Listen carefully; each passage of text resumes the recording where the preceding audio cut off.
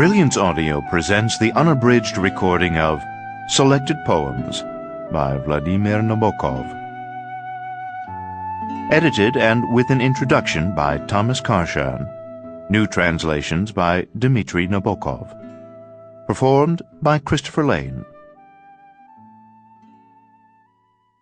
Introduction. Like Joyce, Nabokov was first a poet.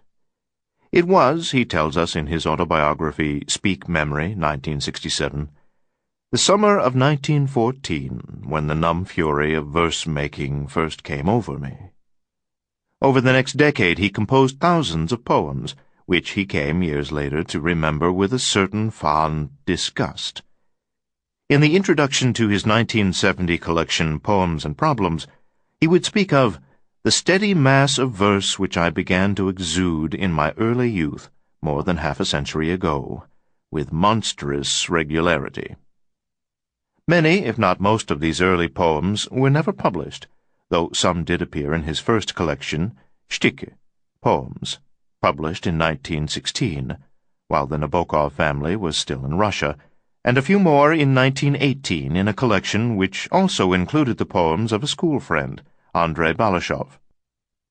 After the Revolution and the Nabokov family's emigration to Western Europe in 1919, Nabokov continued to write poetry, first as an undergraduate at Cambridge from 1919 to 1922, and then in Berlin, where he rejoined his family and entered the thriving literary culture of the Russian emigration. There he found public outlets for his verse in the Russian-language press, especially the Berlin émigré newspaper Rule, the Rudder, of which Nabokov's father was a founder editor. In turn, 36 of his poems were collected into a volume entitled The Cluster in December 1922, and another 156 in The Imperium Path in January 1923.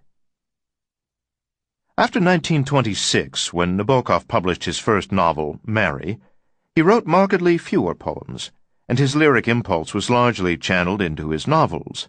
After all, Nabokov ranks alongside James Joyce, Marcel Proust, and Samuel Beckett as one of those great modernists who reinvented the novel as a vehicle for poetic prose. Indeed, his last and most important Russian novel, The Gift, published serially in 1937-38, and in its complete form in 1952, a fiction. Sample complete. Ready to